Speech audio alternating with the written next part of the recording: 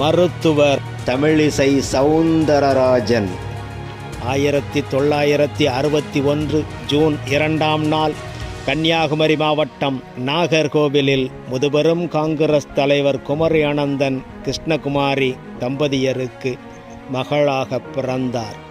பள்ளி கல்லூரி படிப்புகளில் சிறப்புடன் தேர்ந்து சென்னை மருத்துவக் கல்லூரியில் MBBS மருத்துவ படிப்பை படித்து முடித்து தமிழிசை அவர்கள் டாக்டர் MGR மருத்துவக் கல்லூரியில் மகளிர் நலம் மற்றும் மகப்பேறியியல் படிப்பை முடித்தார்.